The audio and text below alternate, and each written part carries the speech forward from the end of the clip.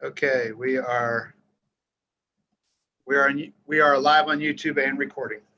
All right, I would like to call to order this committee of the whole on May 24th, 2021. Would the acting city manager please call the roll? Mr. Green? Here. Ms. Averett? Here. Mr. Leroy? Here with a broken camera, sorry. Ms. Dancorp Taylor? Here. Looks like Jim. Mr. 31. O'Reilly. Is Mr. O'Reilly on here? 32, Solar Vista Place. Truck 31. 36. Mr. O'Reilly, are you on here? Mr. Doug Otto? Here. Mayor Hoffmeister? Here. The first order of business is the mask ordinance.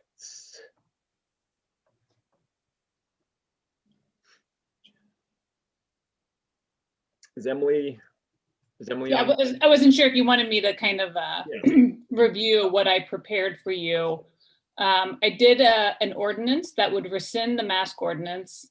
As you know, last week, the state of Ohio's mask ordinances were changed, which would trigger the requirements in the city of Wyoming under this ordinance. And given the changes in circumstances since the time this ordinance was originally put in place and where we are now, it seems reasonable that the city should follow whatever provisions the state has in place and those health orders rather than having a separate one.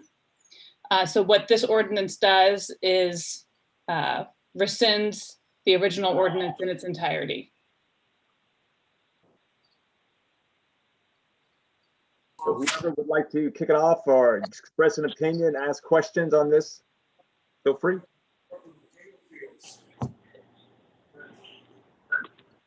I'd like to go ahead and make a motion to rescind the mask ordinance as the city solicitor detailed out. So we have a special council meeting scheduled right after this where we can take that formal action. We don't take formal action in committee of the whole. All right. I will table the motion until special session. How does rescinding the mask ordinance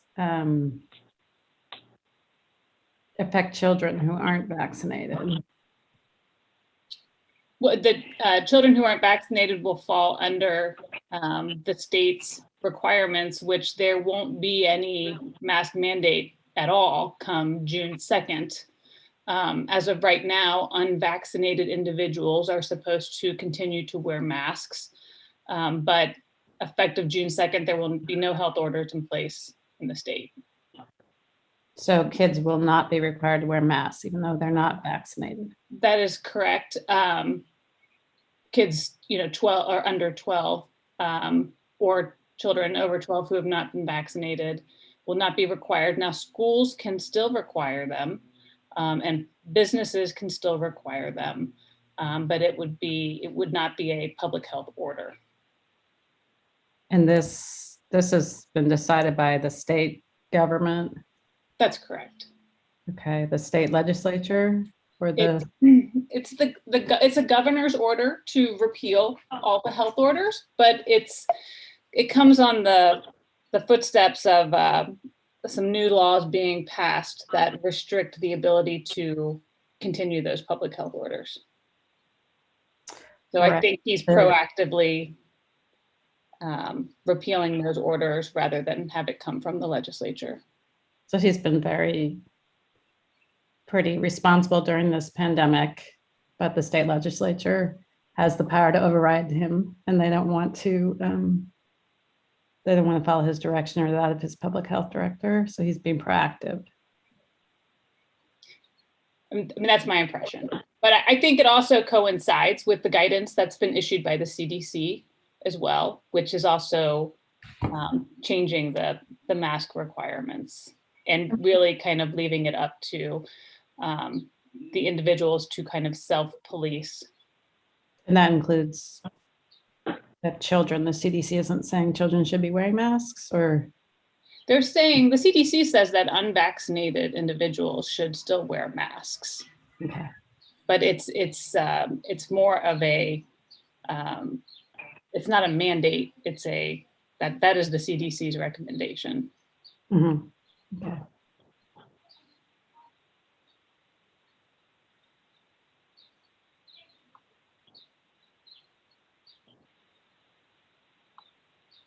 Nancy, do you have other questions, or do you mind if I pop in?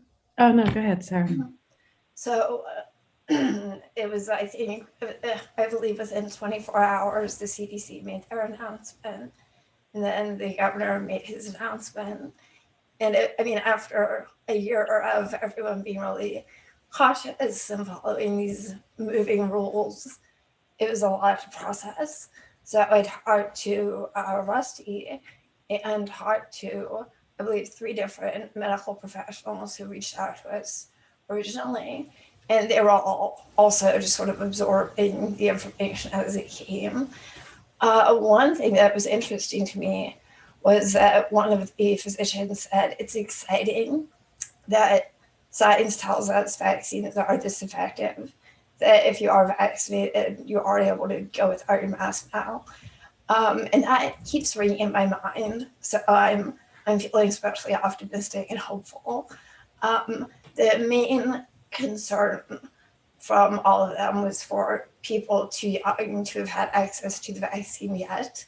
So Lady Nancy was saying younger children. And I know of at least 2 summer camps within the city that within their own decision making are ensuring that when indoors, kids will have those masks. I have one kid who just turned 12 and one younger child. So I've been reading as much as I can. I'm not a medical professional, and anything I say should not be applied in that way. But I'm now much more comfortable with my own kids if they're outside, just with the reading that I have been doing. So I think when it's under the city's purview, like if it's something the city's hosting, if it's indoors and there are children there, that's something where a city policy could be decided from our staff. But in terms of an ordinance for the whole community, like just in the last week, everywhere I go now, I see people with masks off, and I hope they're all vaccinated.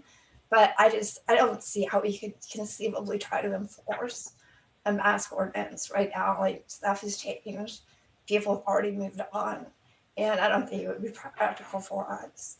I'd rather direct our energy, if we can, to working with the health department if they need help getting more vaccine sites set up. I know that's something Rusty and Dennis have been working on, more opportunities to get kids vaccinated, maybe invite in neighboring communities if we are hosting something like that. To me, that's where we are now in this process. It's make sure people who want access to the vaccine have it and keep going from there. I just want to add something to that. I know most of us got emails from some local residents about the mask ordinance. And there was at least one person who said they might not patronize local businesses if we kept the mask ordinance in place. And I just want to say that we don't, as a council, have any control what an individual business decides to do, that they can certainly keep, they can decide to require masks before entering the business. And I certainly hope people wouldn't decide to not patronize one of our businesses over something as simple as a mask. But again, council has no control over that.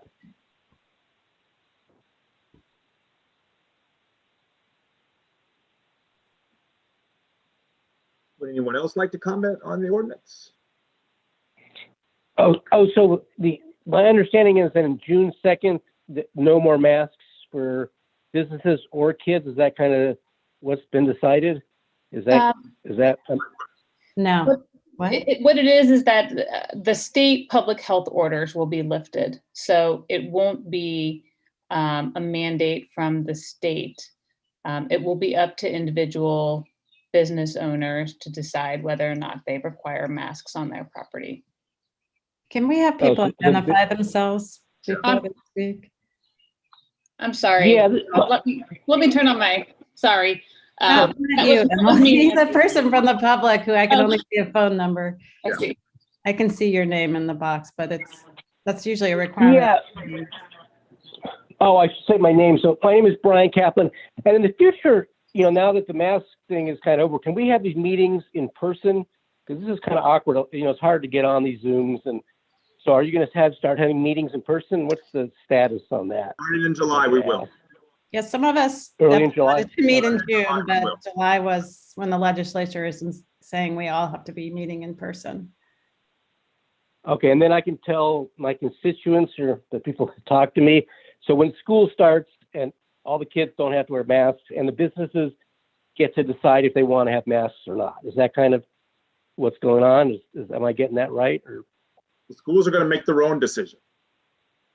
okay, but the businesses, they make their own decision too. So if they want to keep masks, they can. But if they don't, they don't have to have it. Is that correct? That's correct.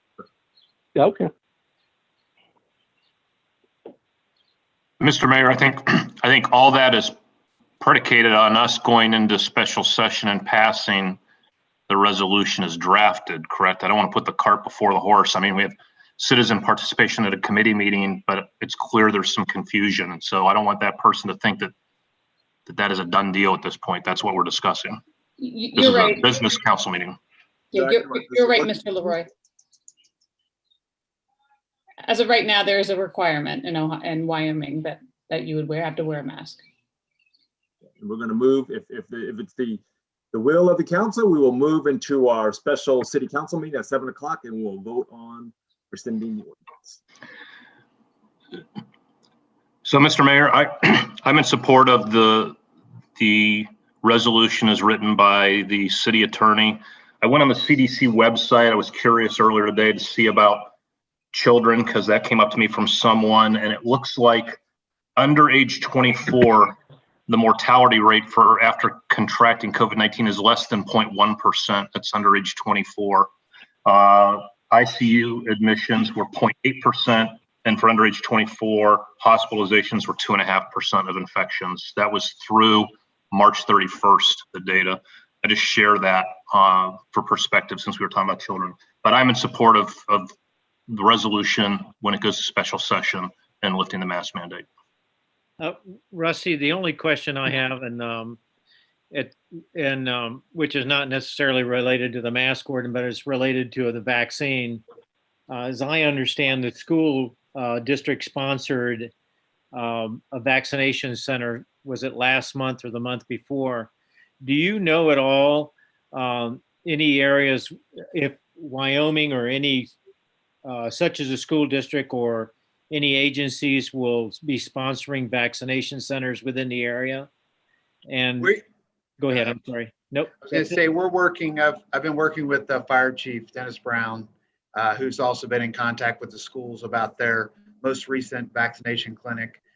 They'll be having a second one. So we're attempting to partner with them on the second one to make it possibly a first one for the city clinic to then have an additional second one to the city.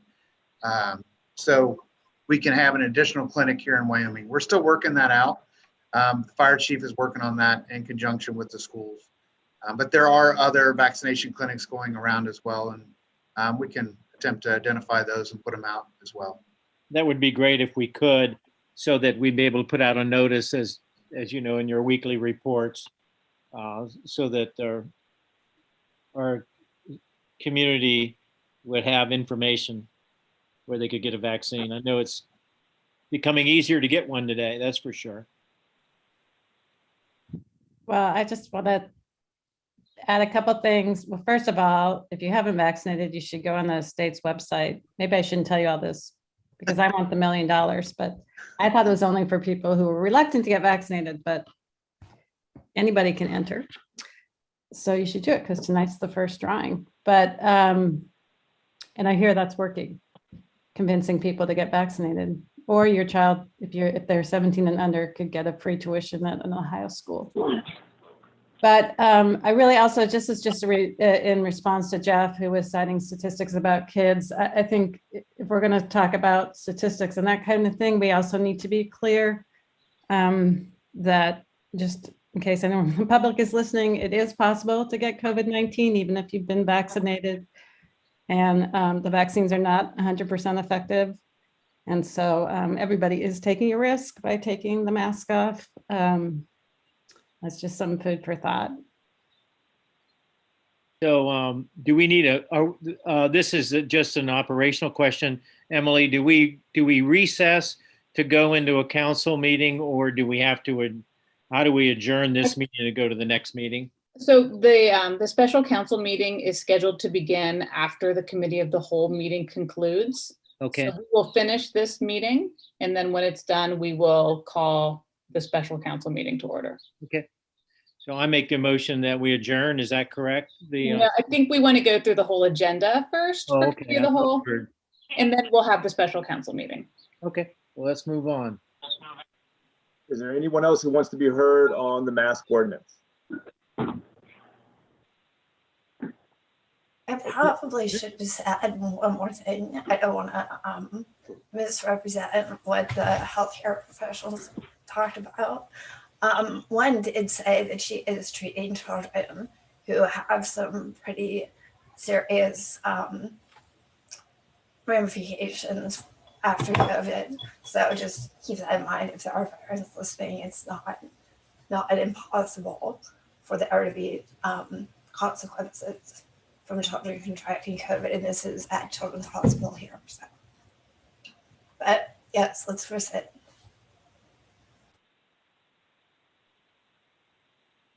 Anyone else? Okay. The next issue is the Lachlan Water. Turn it over to Mike. All right. Thanks, Mayor and Council. I'm going to try to do four things tonight. And first, I'm going to review our previous discussion on combining the Lachlan and Wyoming water system, try to clarify some things I brought up a couple months ago, answer some of the questions you had brought up then, and then talk about what's next. So I'm going to attempt, first of all, to share screen. Can you all see my screen? Yes. All right, so Mike, if you could make it, we're seeing your whole screen, so we're not just seeing the slide. So if you could make the slide fill your screen, that would be best. is that better? Yeah, that's better. Okay. So let's go back to the basics. Why did we even begin discussion with Lachlan? And from starting at number 2, the benefits to Lachlan, their water plant is old and tired. It needs a lot of updating and upgrading. From Wyoming, there's really 2 benefits. One, it improves our finances. And secondly, access to another well field. Our well field is grandfathered. So we currently, the EPA will not allow us to drill another well. Now we have 6 wells. They're all operating well. That probably is a far off issue, but it's something to consider long-term. And also our well field is a little more vulnerable to contamination than the Lachlan well field. Now, as you know, last year, Burgess and Nyepel consulting engineers completed a feasibility study of this consortium. And essentially they proved that it is feasible. Wyoming's flow is around 700,000 gallons per day. Lachlan's drinking water flow is around 400. So that's 1.1 million combined. And if you double that, our peak flow would be 2.2 million gallons, and Wyoming's plant capacity is 3. So we have plenty of capacity to perform, to handle both systems. So last time we talked about a phase 1 and phase 2. This phase 1 was just tie the water systems together and use Wyoming wells only. Don't touch Lachlan wells. So we'd provide wholesale water to Lachlan through a master meter. Lachlan would continue to bill their customers and maintain their system, their distribution system. So to do that is essentially running 2 8-inch mains underneath the railroad track. And the cost is relatively minor, $300,000 or so. And from that, we calculated a wholesale water rate for Lockland residents at $4.90 per 100 cubic feet. And Wyoming's rate, by comparison, is currently $6.56 per 100 cubic feet.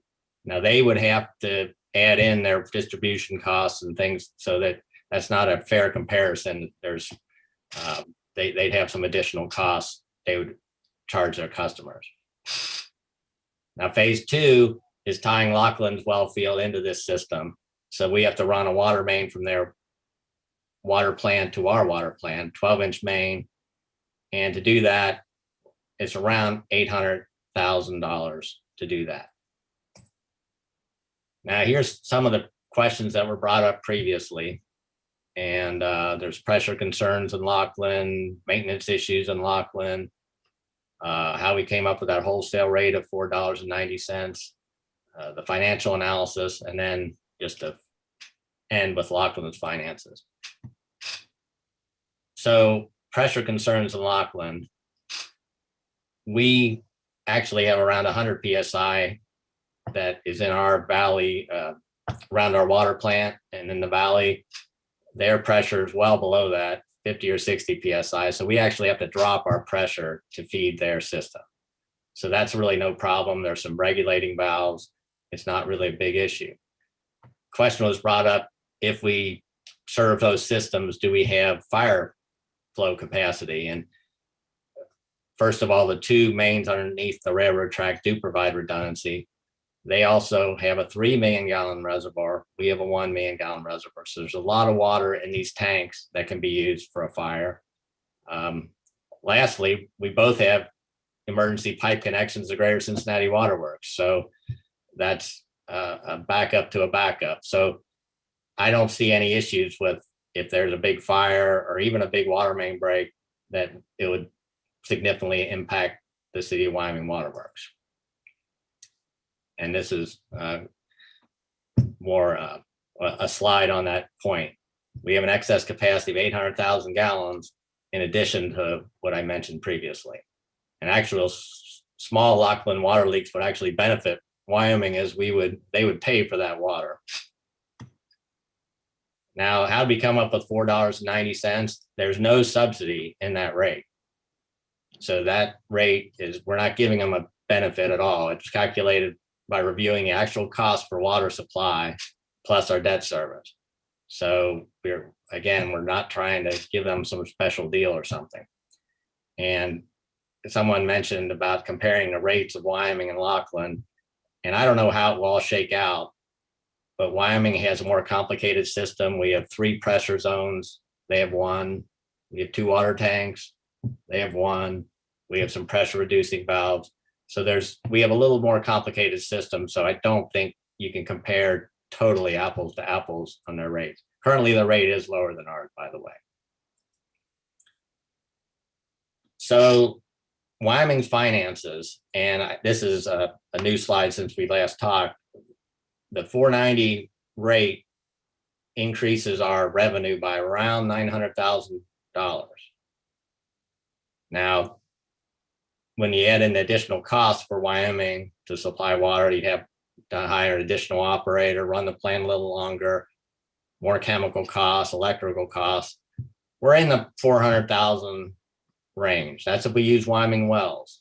So we're in, essentially, if we just use our wells, I shouldn't say profit, but we have $500,000 a year of additional money in our coffer. Now that would change. Lockland currently has mentioned that they would like to use their wells, at least in conjunction with ours.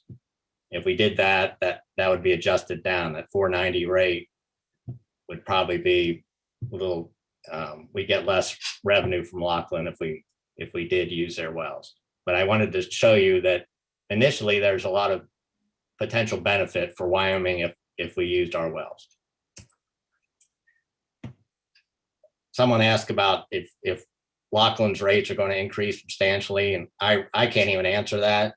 But if they do need to increase their rates, I think their current rates are artificially low, and that's really a Lockland issue and not really Wyoming's issue. So to end,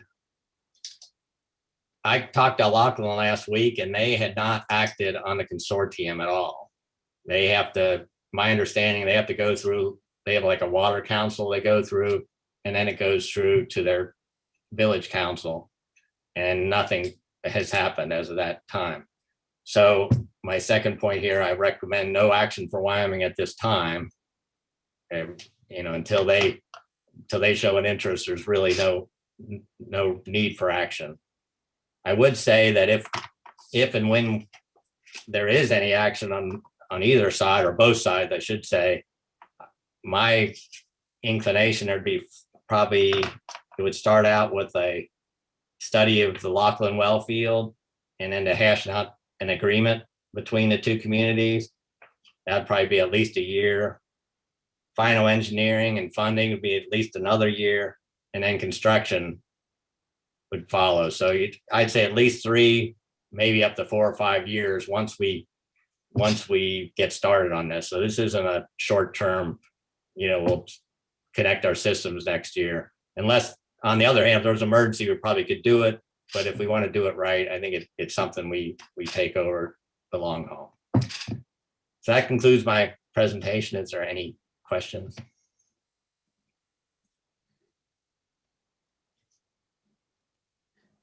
Lachlan hasn't really shown whether they're interested or not at this point.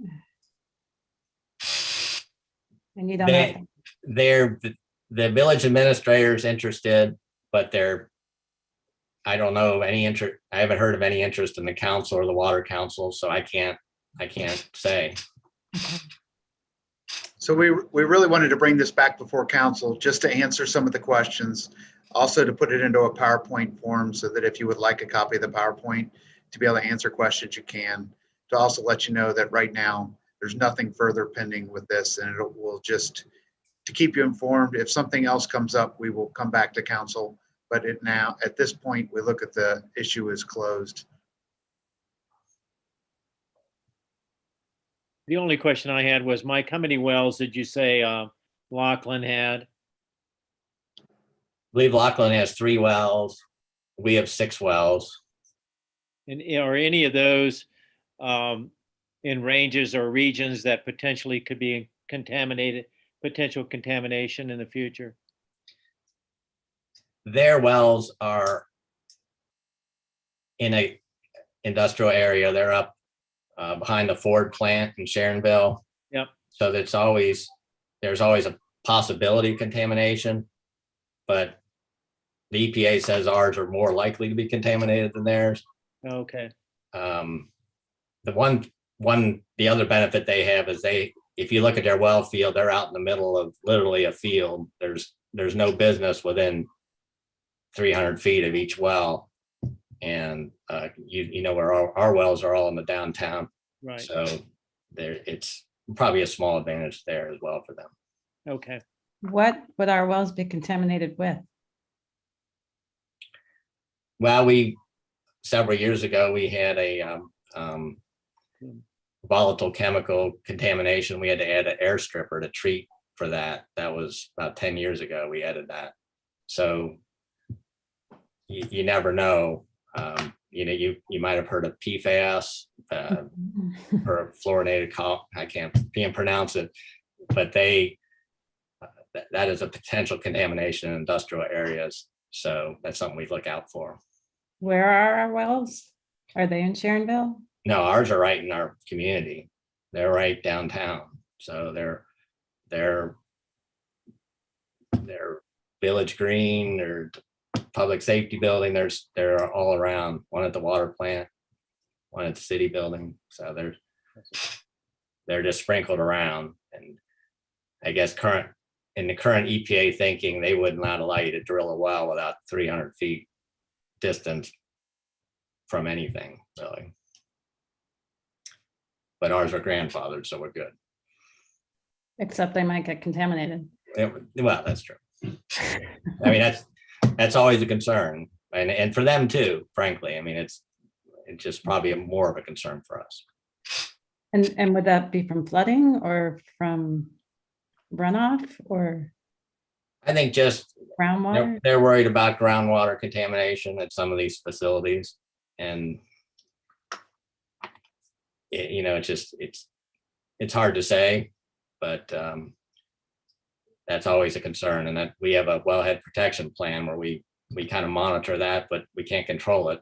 Most of the contamination is not coming from Wyoming; it's coming from Lachlan or beyond Lachlan, Evendale, and things like that. Thank you, Mike. How does that, have we been able to look at, like, they're probably public record, there are monthly water reports? Do you have any idea, like, how their water quality stacks up against ours? Or would that more show how they're treating the water month to month? I wonder if that's the sort of thing, like, we may actually have a tangible answer if we just go through the right data. Yeah, I know everybody's required to have an annual consumer confidence report, and I know I've seen it, but I can't tell you exactly the differences. We're both coming from the same aquifer, so they're going to be fairly similar. But Lachlan's problem is their plant. They've had so many failures the last couple of years. They've purchased, I think, $700,000 of Cincinnati water just to stay in business, and so I think that's the reason they'd be interested in this situation.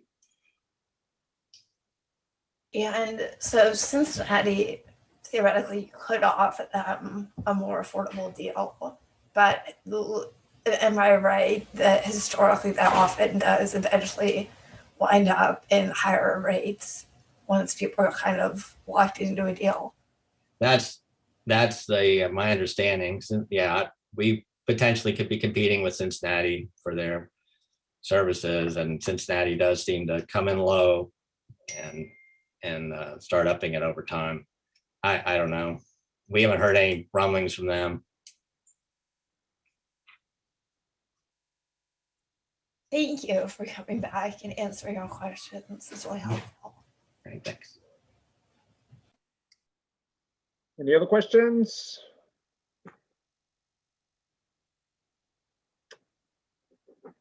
Okay, we'll move now to the next item, Village Green and Crescent Park update.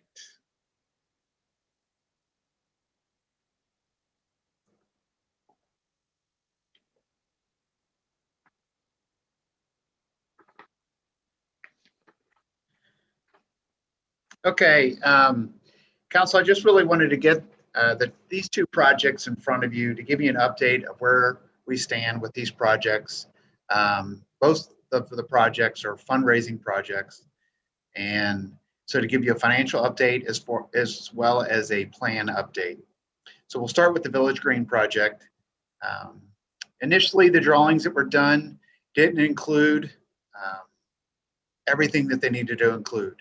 So we went out to a new engineer and with Kleininger, we joined a team with Kleininger.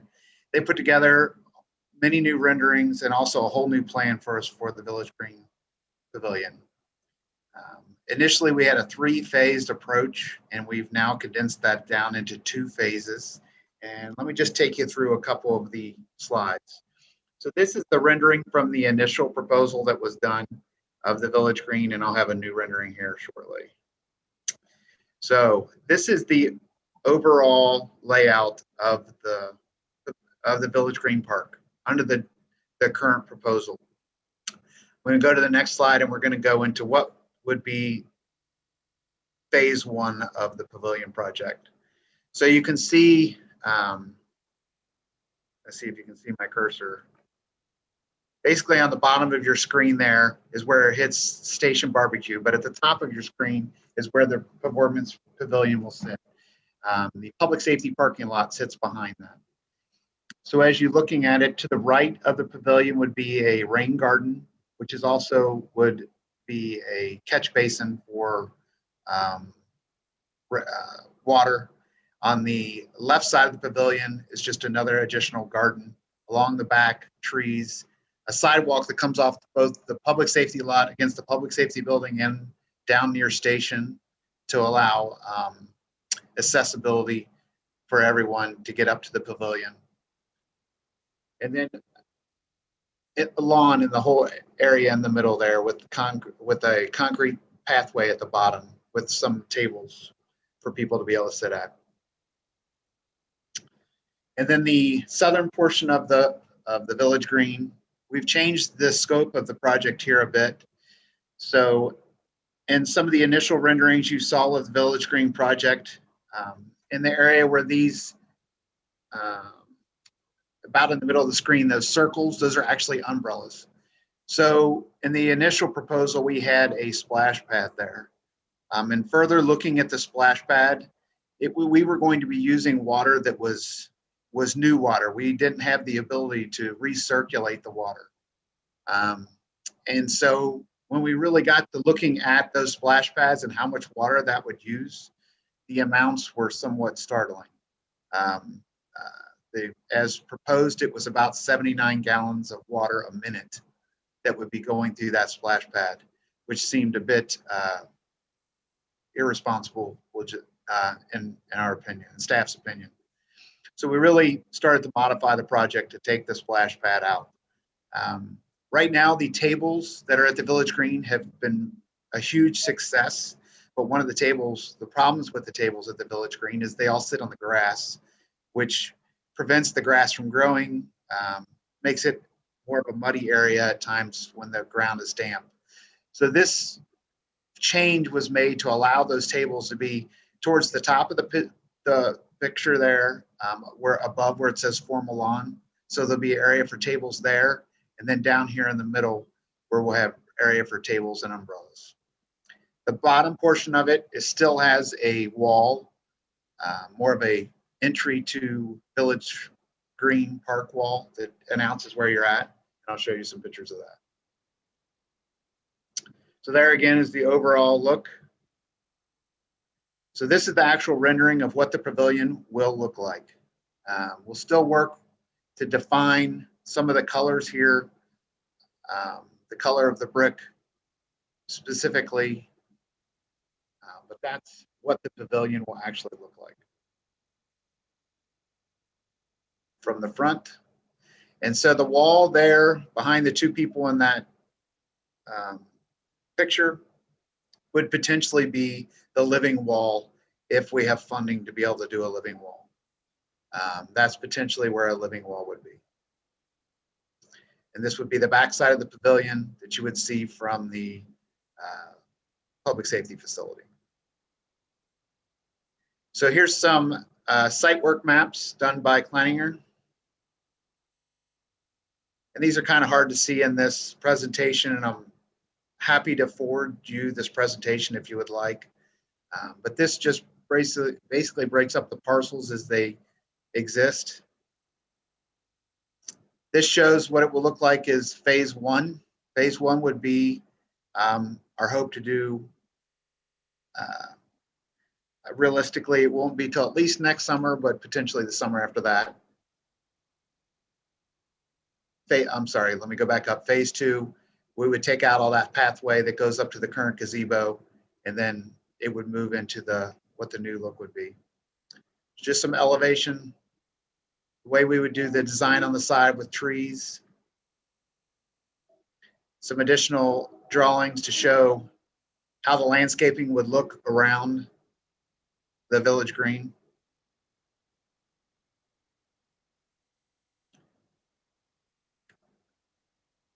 Just a little bit easier to look at map there, showing where tables, chairs would be, where trees would be. There would be lighting out there as well.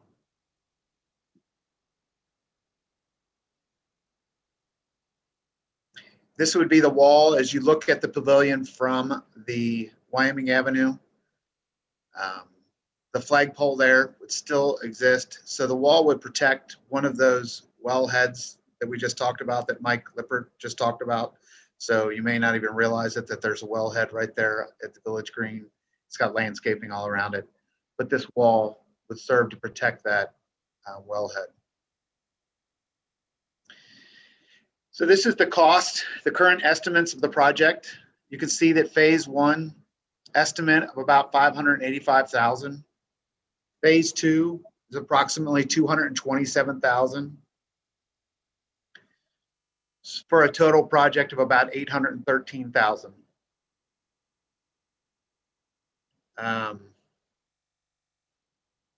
What's not included in that 813,000 is the engineering and architecture, which is approximately another $130,000 to $135,000.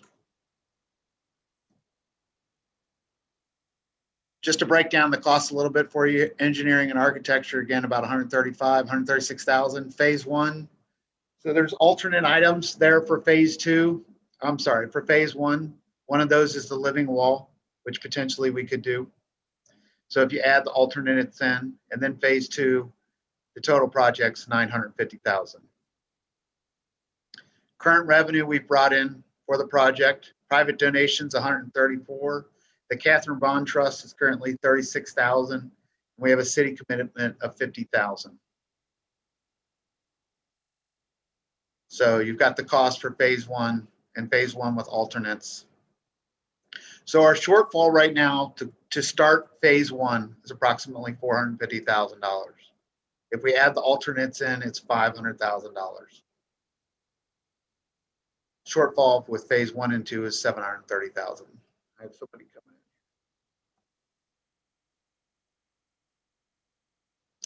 We do have 78,000 in pledges towards the project, but those are pledges and they're not in hand. So money was pledged over a 5-year period.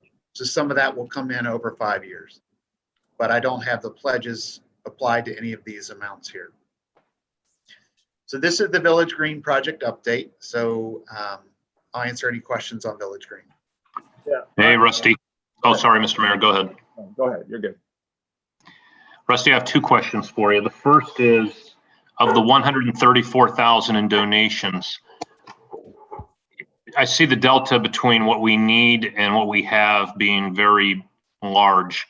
Are any of those donations contingent on starting within a certain time? And if the project never goes forward, I assume that money is held in trust or something like that, or how? Talk to me about that. Where is that money right now? That's a good question, Jeff. So when the project was started, we have what was called the Wyoming Recreation Foundation. That the money that was raised was put into the Wyoming Recreation Foundation. At the beginning of the winter months, December-ish of last year, we changed the name of the Wyoming Recreation Foundation to the Wyoming Community Foundation. So the funds that are donated towards this project are donated into the Wyoming Community Foundation. Some of the funds that were donated,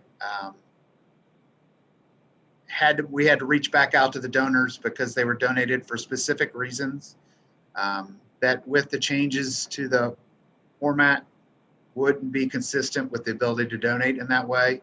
So some of that money was returned as part of the change to the plan. And that was at the request of the donors. Really haven't answered the question of what happens if we don't raise the money for the project. I believe over time we will raise it. What we had before with the Wyoming Community Foundation, at one point when it was the Rec Foundation, they had hired someone to do fundraising or to guide us in that fundraising. Right as that happened, COVID happened. A lot of things changed for our ability to do that. There's been staffing changes, so lots of things have changed. So really what the goal now is to re-kick this campaign off. And that's really why I'm showing you the new information with the new drawings, with the hope that we can find new passion for this project. It is in need of someone to really help spearhead the fundraising. The foundation right now is really just a board, which is made up of professionals that have other jobs. And so one of the things staff is working towards is identifying someone that can really, or identifying a group of people that can really spearhead the fundraising for this project. I do believe it is money that can be raised. Is it going to happen by next summer? Probably not. And part of that is as we roll this out is to educating, especially some of the bigger donors, about the real true timeline for this project, the changes that have been made to it, and really just educating the community on where we are with it and trying to get renewed interest in the project. And I apologize if I missed this, Rusty, but what happens to the gazebo under the current plan?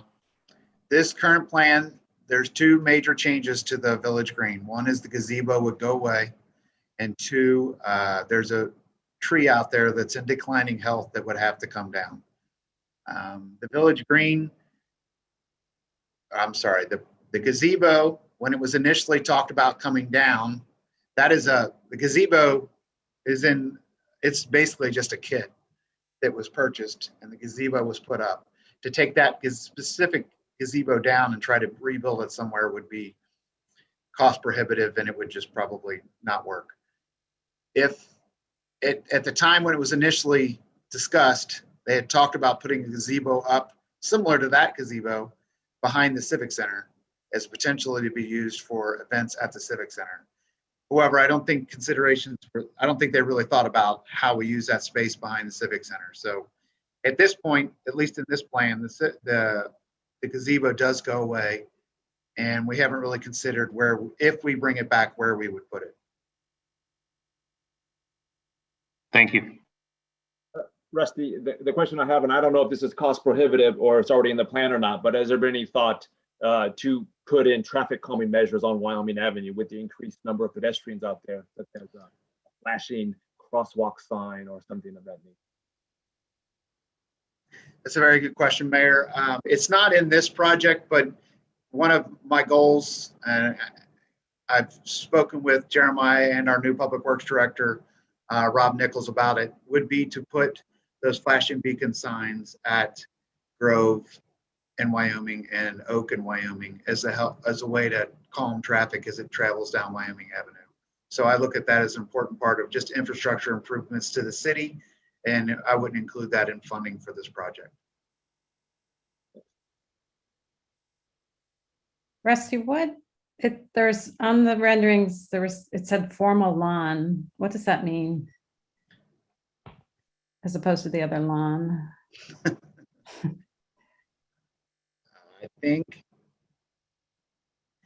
I think that was just another name for just to call out that lawn different from the event lawn. Okay. It means nothing other than that. And is the expectation that Public Works will take care of all this landscaping? Or is That's a there good question. I think a park this size, if we can pull this off and get it to look as beautiful as it looks in that drawing, we would have to manage it a little differently. We'd either have to be bringing in a contractor to help do it, or we do have a new Public Works Director, and him and I have already been talking about how we can look at landscaping throughout town and look at it with possibly a different lens. So, I mean, clearly it's a park that needs to look like $1 million park. And so that would need to be part of the presentation. How exactly we get to that, whether it's Public Works, contract company, or part-time work, I don't know exactly at this point, but it would be a park that needs to look good. And I would just encourage, as you go further, to involve urban forestry and beautification, because there's a lot of really talented landscapers and foresters on that commission. And I know sometimes they feel kind of left out, that they don't get consulted on these kinds of city matters. And they have, I know you know Todd Wales really well, but and he does a lot of stuff for the city, but just to sort of bring them in, and not to change the design, but just, I don't know if plant selection is included here, if that's coming later, but they could be very helpful in that area. But that's why they exist. And I think sometimes they feel like, why are we here? Because the city doesn't come to us before these projects happen. And I'm fairly new to the commission, so I'm just telling you what I hear sometimes. I don't know how true it is, but. I hear you. And my hope was to present this to council tonight. Just get your feedback. And like I said, we're going to try to do a new kickoff with this Village Green project to introduce it to urban forestry and all the other groups in the city.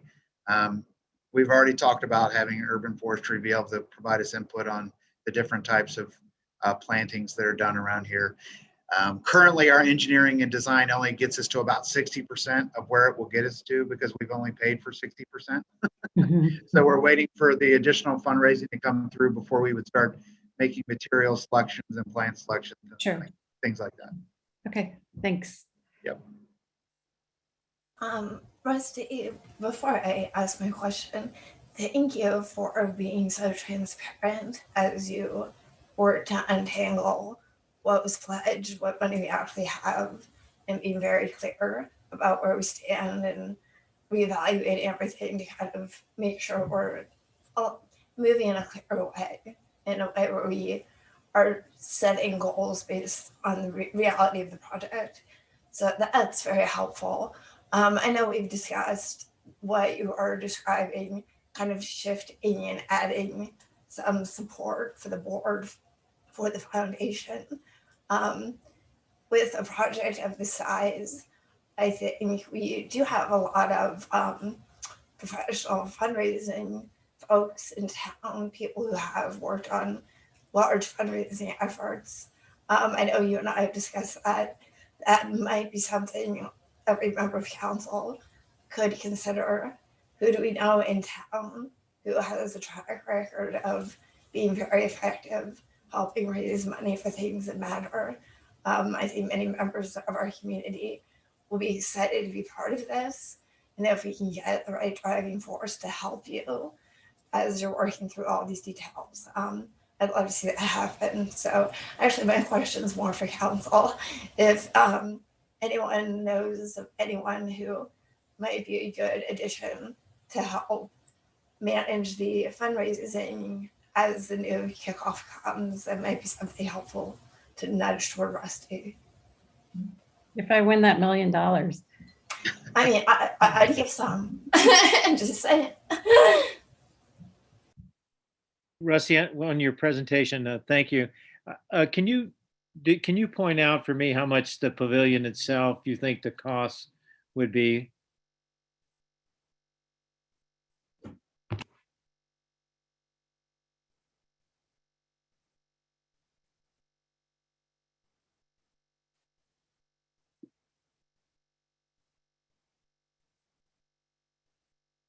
I don't have it broken out in this screen, Al. We do have the cost for just the pavilion, but I'll have to find that, or I mean, that could take me a couple minutes to find. So I will find that information and get it to council. The other, as I look at this, it looks like the living wall itself is 21,000. Is that correct? That's correct. And that, okay.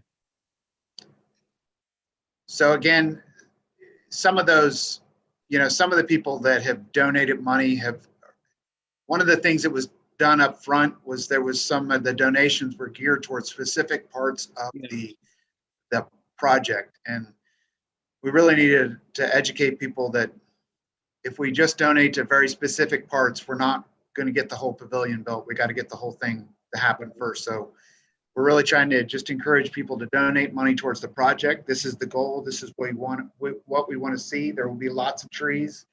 Hopefully we can have a living wall, but again, that's another 21,000 for the living wall.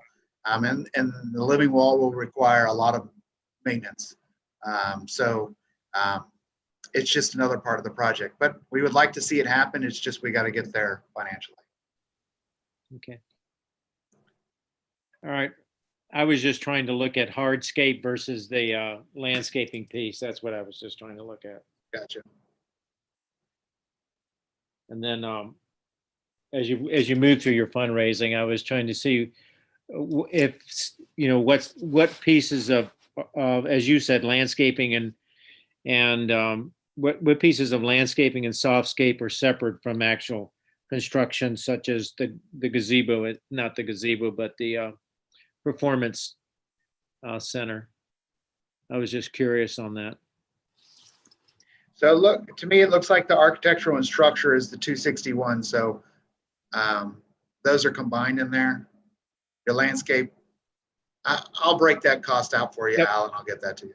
I've got some questions, but I can, let me be a little bit more succinct with them and I'll get them to you in an email. Okay.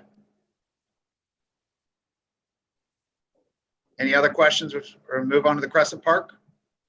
Can we put the gazebo in Jeff's backyard? I was thinking we could raffle it off or auction it off. No, we're just waiting for Nancy to get her million, that's all. Okay. All right, so I'll pull up Crescent Park here. Yep. Maybe.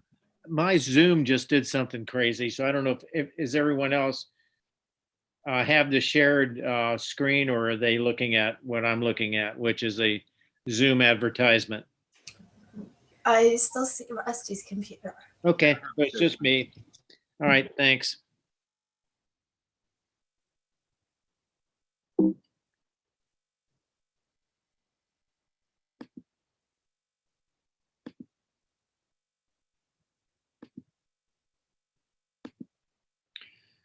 Okay.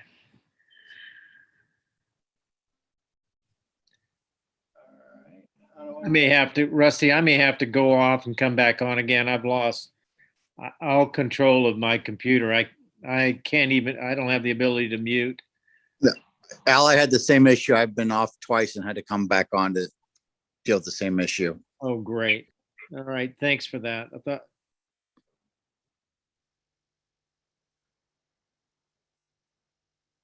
Thank you.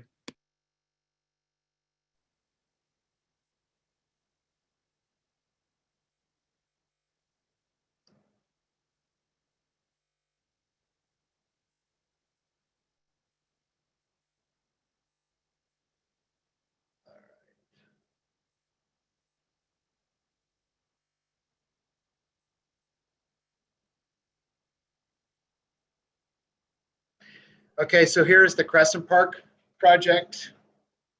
Al, did you? I don't know if Al's back, or you're still on there. Okay, I can see Al. Okay. Why is Sarah smiling? Sarah suddenly started smiling. I'm back on. Thank you. All right. All of our dreams right here. So, so Crescent Park is a pretty neat project. Crescent Park, for those of you who don't know, is along Crescent Avenue behind Gabby's Restaurant. This is a satellite view of the park. Just going to get you familiar with the park again. So this is the north end of the park. That's the parking lot behind Gabby's. Current small soccer fields and a current playground there. This is the south end of the park, another soccer field. We've got some landscaping there to the railroad track side. Some street level views. So that's the current playground that exists at the location. One of the soccer fields. And then the southernmost soccer field and our landscaping wall and trees. So the Crescent Park playground will be a universal playground that all kids can play together on. And it will be much bigger than the current playground. So this is just a rough drawing. We don't have engineering drawings yet on this, but I just wanted to give you an idea of what this park will look like. So you can see there in the blue, that would be the new playground, much bigger than the current playground. And I'll show you some renderings of the playground here in a second. The soccer fields will stay. We've had many concerns from residents or from parents saying, don't take away the soccer fields. The soccer fields will just shift down. The big change that will need to happen is our parking lot. Currently the parking, there is a wellhead back there that we need to protect a little bit more. So the area between the blue line of the playground where it says revised parking lot will be additional parking. That will be done for two reasons. One, to allow paved access to the wellhead, because we have to service those wellheads about every 5 years, and also to give us additional parking, including potential accessibility parking, handicap parking, things like that. So that's kind of a rendering. What the last thing is the yellow seat wall and buffer. We would like to continue the decorative wall that is at the south end of the park, all the way down to the north end of the park, and do additional tree plantings along that path. again, to create an additional buffer from the railroad tracks. This is what a rendering of that park would look like. We've had a group get together, and Sarah has been a big part of that. And really this whole playground project. Rachel has also been a big part of it, picking out different types of equipment that can be used by many children, of all accessibility levels. So this is what the park could look like with some of the different equipment on site. Here's another look at it. Now, some of these pieces could change or move depending on how it actually sits on at the park. There's a couple things out there that we have to consider, but this would also be it would not be a poured surface. It would be a turf surface that is a level entry, meaning so a wheelchair, for example, could roll from the sidewalk on Crescent Avenue right out onto the turf surface and right up onto that playground structure with no problem at all. It will be a smooth surface for them to roll from the sidewalk out onto this turf field. So that's a little bit about the project. Let me go back here real quick. The key thing about this project is it's really an opportunity to bring all of the kids together. It's an opportunity to give them a structure that they can play on with all kids. So there's not a park here for some kids and a park over here for other kids. The key part of this park is that all the kids can be out here together, playing together in the same park. And they can all use all of it. It's a pretty neat idea. So this project has come a long way. The playground estimated expense right now is $450,000. Initially, when we looked at the playground, we didn't actually look at infrastructure improvements to the park. So one of the things I've looked at when I've seen that we were going to put a very nice playground at this location, we really wanted to get an understanding of if the park needed any improvements. And clearly at the parking lot level, at least at a minimum, it does. So I have an estimate on here right now of $100,000 for infrastructure improvements. That is a complete estimate at this point. We have already contracted with JMA for engineering on the project, and that cost is $20,000. We're going to try to get an idea of what we can do to the park that we can afford to enhance what it will provide the playground. But some of that is up in there. Some of those were the changes I showed you in the drawing with the wall, the larger parking lot and such. So total expense as it sits estimated is $570,000. So here's our revenue for this project. And this is exciting. So if you look in donations alone in this park, unlike the Village Green that has been advertised and really put out to the community, this has only been put out to a very small group of people. And that very small group of people, a very passionate group of people, have already raised $90,000 in private donations for this park.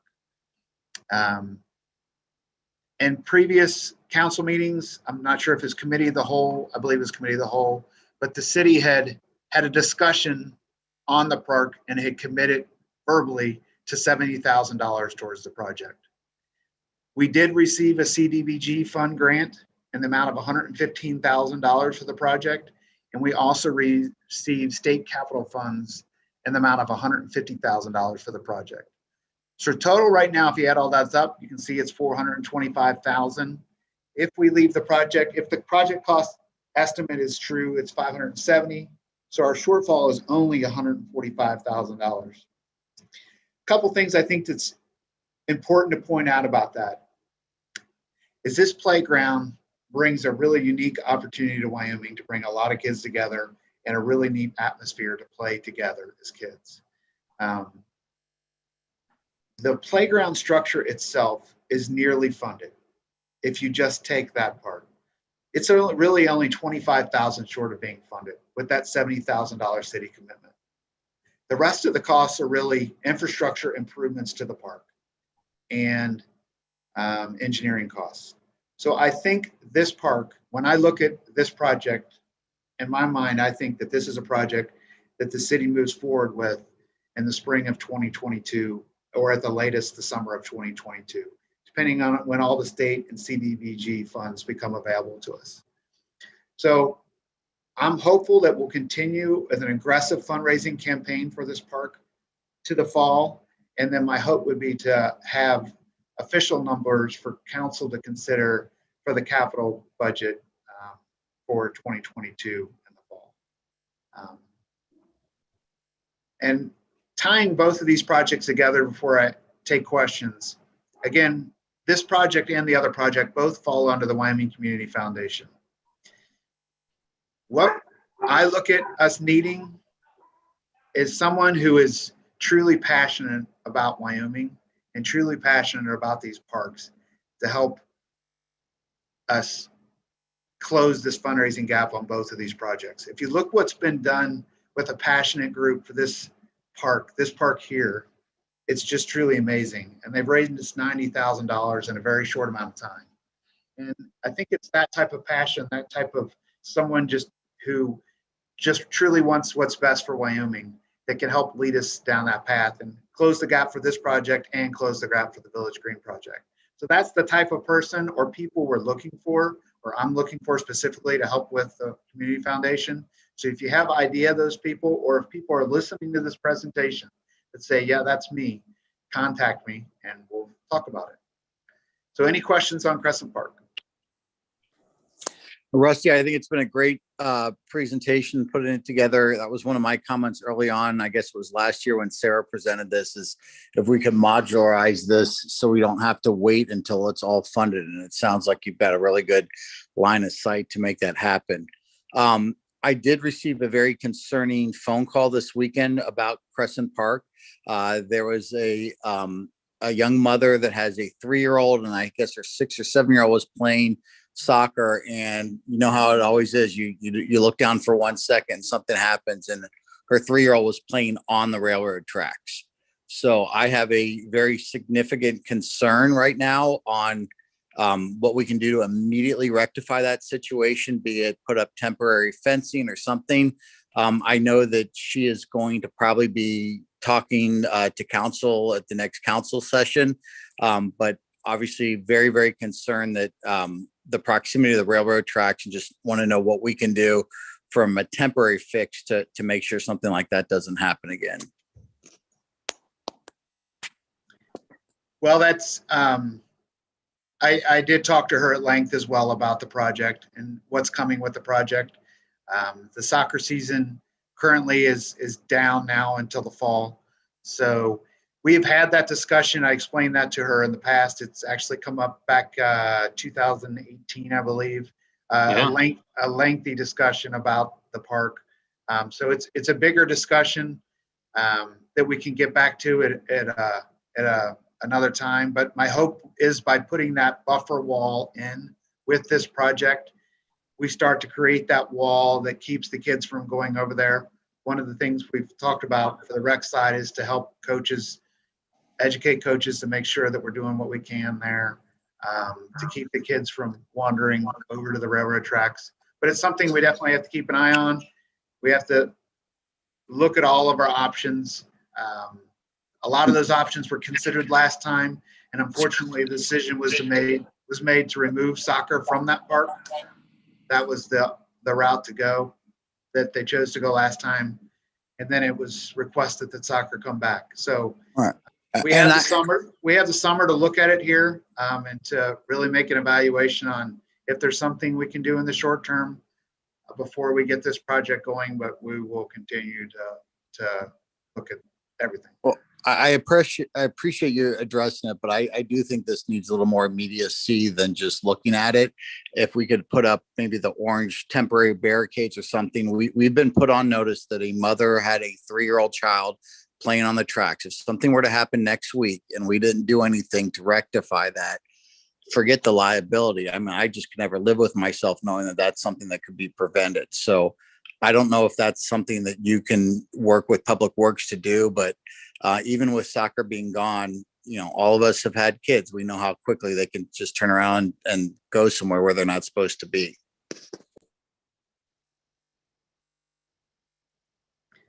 Well, at this time, Zach, I'll just tell you that we will we'll go over review the minutes that we had from the last meetings when this all came up. I'll familiarize myself with the whole discussion from last time, because at that point I wasn't in the current role I'm in now.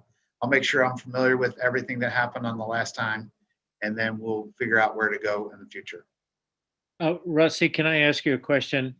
On the wall that you're talking about, is that included in your infrastructure component? Yes. And so what was the cost analysis on that? We have just recently engaged the engineer on that house, so we won't have the costs until this summer on that wall. Part of the idea to save funds is to identify how exactly we can build it and potentially have our public works crew build it. They're the ones that built the one on the south end of the park, and would be to continue that build on down with our public works crew as a way to save money.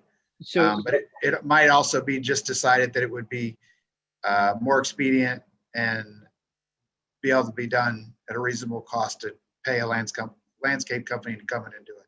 so my initial question is that wall included in the cost you just presented to us? It's included in my estimate, yes. Okay.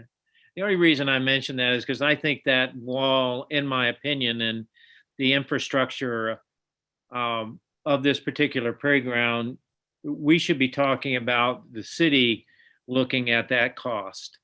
I've felt all along that any infrastructure to this playground and now, in my opinion, that wall, we ought to be looking at what does it cost for the city to do that, because I believe it's a city responsibility to do it. I guess is what I'm saying to you. If we were to look at this project or look at any project, so that would be Yes. my recommendation. Look at that. Look at and I'm just speaking for myself, and hopefully another council member may step in on this one, but. To look at the infrastructure costs and look at the wall costs, break that out and see how close we are now to actually having this project begin. And do we have the ability to fund that? Okay. Agree with that. So the cost for the wall infrastructure would be part of the capital budget Yes. next year? If possible, if we have that money available to us, the answer would be yes to that. Okay. I think in my opinion, I think all of us feel this is it's a worthy project. It benefits the community. It certainly begins to centralize the community around a park. And I can tell you personally, Crescent Park has become a very populated little park. And it's a benefit not only as a park, but it's also a benefit to the business district. Every Saturday, folks are going down between Gabby's and the meat market, as you may know. They're eating, they're enjoying the opportunity to meet with their neighbors and then their children, and they are going down to the park to play. So it's now become an extension of the business district itself. So that's the reason why I'm advocating that we ought to look at the infrastructure costs, and we also ought to be looking at this wall, which could help us as a safety issue, as Rusty certainly pointed out earlier. So the answer would be yes. I think it would be a capital improvement project to be brought forward. And why wasn't the wall built last time? I can't answer that, Nancy. I don't know why it wasn't built last time. I'm sorry, Rusty, I meant Al or Thad. Oh, okay. Don't cancel The wall was- that. I know it happened right before I got on, but I don't know the particular. Yeah, there wasn't the wall. Actually, the wall was not a suggestion. In my opinion, what I remember was I never heard of a wall being the continuum of that wall being built. I don't remember that as being even a suggestion. Do you remember that, Rusty, at all? Well, I don't It was about remember a exactly fence. what was suggested, but the big A chain concern link was, fence, Rusty. what's that, Jeff? It was a chain link fence that was suggested, and we talked about it at committee of the whole. What was it, Sarah? I think it was the first thing you brought up. I think we talked about it for 3 months, didn't we? Yeah. And the decision was made to move the kids' soccer rather than put the fence up. And then after one season of that, the parents asked that we move the soccer back so they could go to Gabby's after games. They didn't like having it over at the rec center, as I recall. That was the whole thing. So Much more is, how much time do you have? I can give you numerous emails back and forth on this issue. Well, no, I don't need that. I just remember talking to Sarah about it before I got on, and that she was very concerned about the safety, and probably others on council were too. I just didn't know why it wasn't done, but What I maybe can tell you, a chain link fence is not something somebody wanted. I don't know. Yeah, no, I mean, and ultimately, they decided that we're going to plant some shrubs. Okay. Completely. That's what ultimately people decided to do. I would suggest that, and kind of taking a lesson from what we learned last time, and Rusty, you've been very good about this, if you could approach the neighbors rather soon, and let them know there are still concerns, but we also heard them last time. So we're trying to find a beautiful way of meeting everyone's needs. That way they feel included. I think last time is one of the first things someone came to me with when I was on council and kind of full steam ahead brought it up, not realizing there were some steps in between, and that it maybe would have been more productive if we talked to the neighbors first. So I think if we can do that this time, as this discussion is coming back up, because ultimately we want this to be a space everyone's happy with. We want the neighbors to be happy. We know we have a lot of people very invested in this being everything we're dreaming that it could be. We want Wyoming to be somewhere where all of our families can come together, and we want them to do that safely. So I'm glad you're thinking along these lines. Not to pull away from this discussion, but just before I forget, I did want to thank you, Rusty. When Rusty first started asking me questions about the park, and we have the families who've been working really hard on fundraising, especially Mary Caffey, wrote letters, sent them out, a big chunk of that money thanks to her. But with that, when Rusty started asking questions about infrastructure, honestly, I had such tunnel vision, making sure we were working toward fundraising just for the park itself. I hadn't really considered the parking lot or the other issues around it. So it's really been a great example of leadership and forward thinking to start talking about that too. And thank you, Al, for saying that infrastructure investments should come from the city. I agree with you.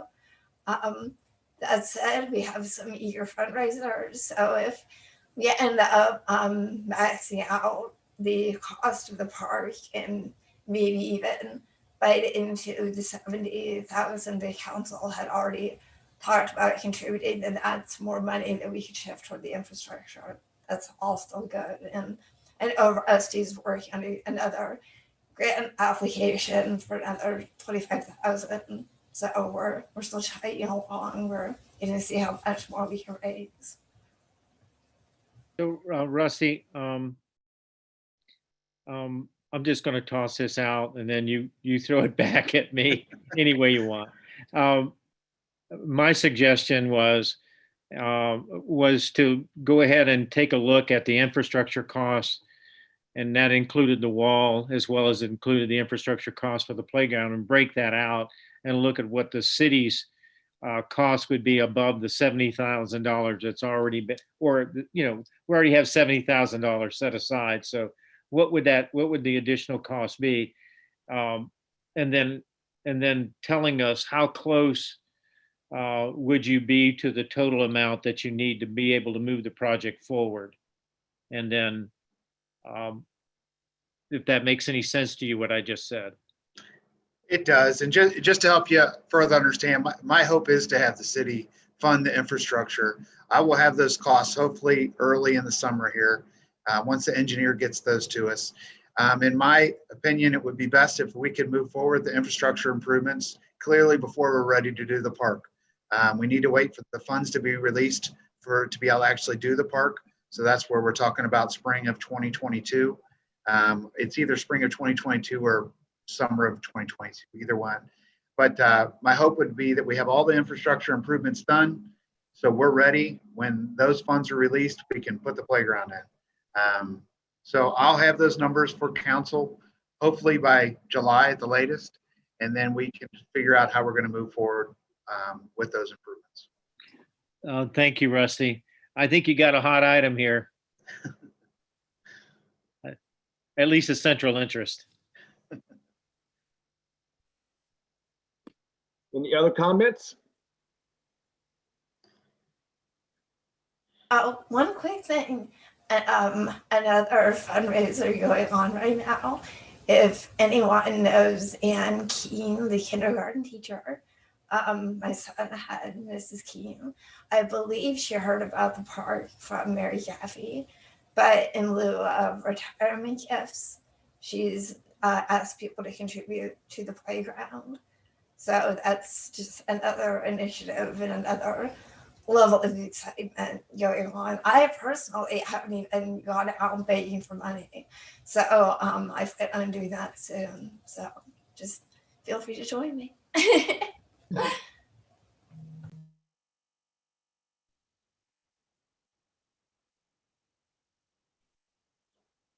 All right, nothing else. We can move to miscellaneous. Zach, do you have anything? Nope. Sarah, do you have anything? Just one quick thing. I wanted to give kudos to Nancy and Urban Forestry. I heard the garden tour went really well, and I hope she'll tell us a bit about that. But I just wanted to get a word and say good job. Thank you. Nice segue. Nancy? I have actually three things. First, a very quick congratulations to all our high school seniors who are graduating, including my daughter Sylvia on Saturday. Hopefully the cicadas will still be far away.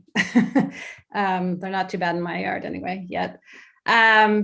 But yes, the exciting news for me is that the garden tour was, I think it was just a huge success. And considering that we really had no idea how it would go, I'm just extremely pleased. I didn't get to gauge the crowd at all, except for those who came up to my house, but including Rusty and his wife, which was really lovely.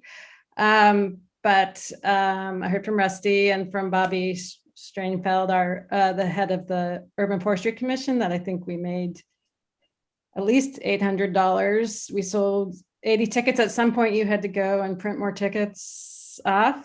So considering that we just hung up posters and, hope for the best in these COVID times, you don't know who's actually going inside buildings all that often. And sometimes I'd hand the poster to Waikoko and they put it way in the back. And I thought, oh no, no one will ever see that. But yeah, and the people who came to my yard, the best part was they were just so happy that Wyoming was doing this. I got a lot of just thanks, and people loved seeing the gardens, and I learned a lot about certain plants, and I had a lot of fun talking to people. We got people from outside Wyoming. One of the last people who came to my house was a mother and daughter from Kenwood, and she had just been returning some books at the Wyoming Library and saw the sign. But I think our plan is to do it every other year from here on out. And all the proceeds after we cover our expenses, we're hoping to use for beautification projects within the city.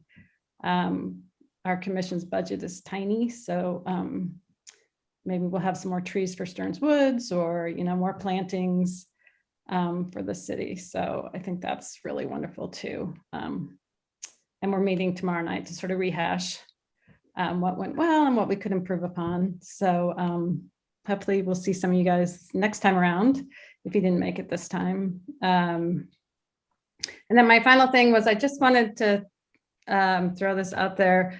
Do you know, Rusty, if they're going to do the Muddy Pig this year? We have decided to wait this year on the Muddy Pig.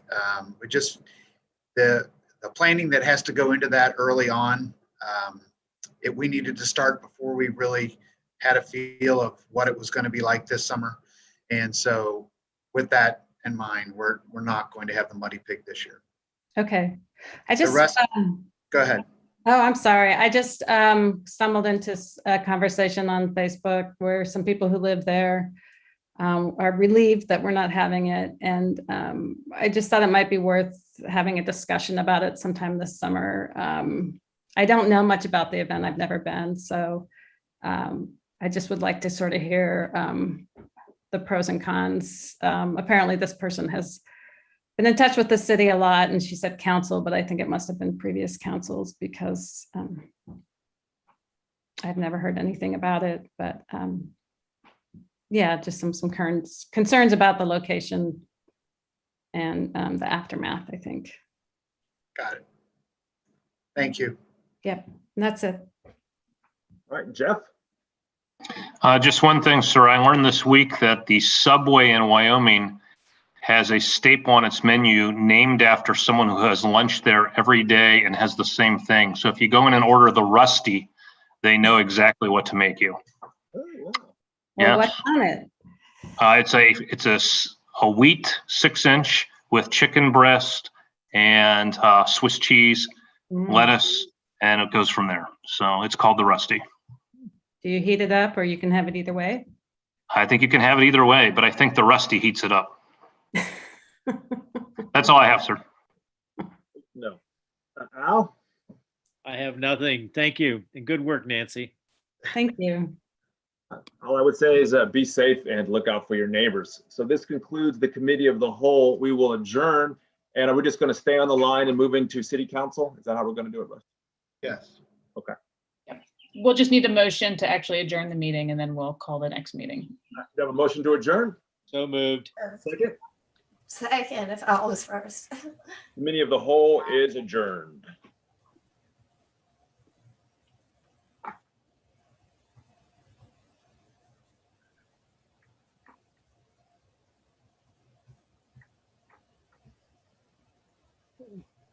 Before we start the next meeting, Mayor, I did want to let you know that Mr. O'Reilly did try to get on the meeting. He's out of town currently, and wherever he's at, he is having Wi-Fi issues, and that's why he's not been able to get on the meeting.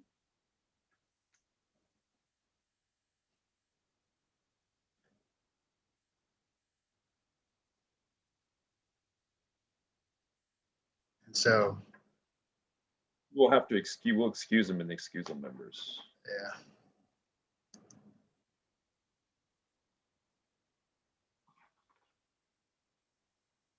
Is he somewhere fun?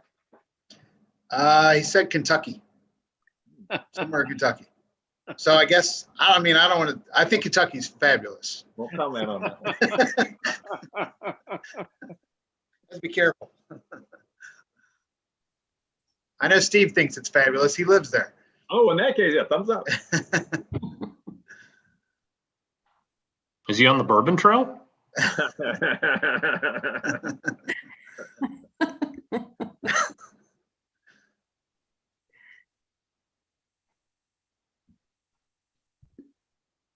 So you're good to go, Mayor, if Okay. when you're ready to start. Yeah, we'll go. This meeting can be accessed via Zoom or the city's YouTube channel. If there's anyone who would like to address City Council or comment during this meeting, you must access the meeting via Zoom to comment. For safety precautions, if you would like the Zoom link to join the meeting, please email the Clerk of Council at KZEILMAN@WYOMINGOHIO.gov. This information about how to obtain the Zoom link has also been included on the City Council agenda for tonight's meeting, which is available on the city's website. When joining via the Zoom link, please raise your virtual hand to comment or address City Council. I would like to call to order this meeting of the Wyoming City Council. Will the acting city manager please call the roll? Mr. Green, Here. Ms. Everett, Here. Mr. Leroy, Here. Ms. Stancorp Taylor, Here. Mr. Delgado, Here. Mayor Hoffmeister. Here. First order of business here is the reading of the ordinance rescinding ordinance number 14-2020, requiring face coverings in public spaces to limit the spread of COVID-19 and declaring an emergency. It is recommended that the rules be suspended and the ordinance be considered for adoption tonight. Do I hear a motion to suspend the rules? So moved. Second, Second. is there any discussion?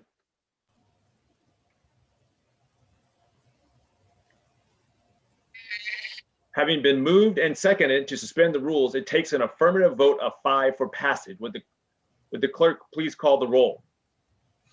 Mr. Green, Yes. Ms. Everett, Yes. Mr. Leroy, Yes. Ms. Stancorp Taylor, Yes. Mr. Dugado, Yes. Mayor Hoffmeister. Yes, the motion carries. We will now need a motion to adopt the ordinance tonight. Do I hear a motion with respect to the ordinance? So moved. Second, Second. is there any discussion?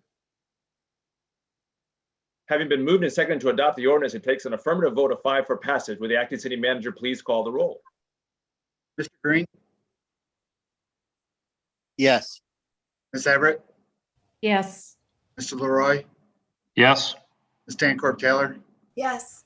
Mr. Dugado, Yes. Mayor Hoffmeister. Yes, the motion carries. We'll now move on to the excusal of absent members. Do I hear a motion to excuse Jim O'Reilly? So moved. Second, Second. having moved and seconded to excuse Jim O'Reilly, would the acting city manager please call the roll? Mr. Green, Yes. Ms. Everett, Yes. Mr. Leroy, Yes. Ms. Stancorp Taylor, Yes. Mr. Dugado, Yes. Mayor Hoffmeister. Yes, the motion carries. Do I hear a motion to adjourn? So moved. Second, Second. having been moved and seconded for city council to adjourn, all those in favor, please signify by saying yes. Yes. Yes. Those opposed? The motion carries. City council stands adjourned. Have a great holiday, guys. Yes. Have a good one, everybody. Thank you. You gave me the giggles.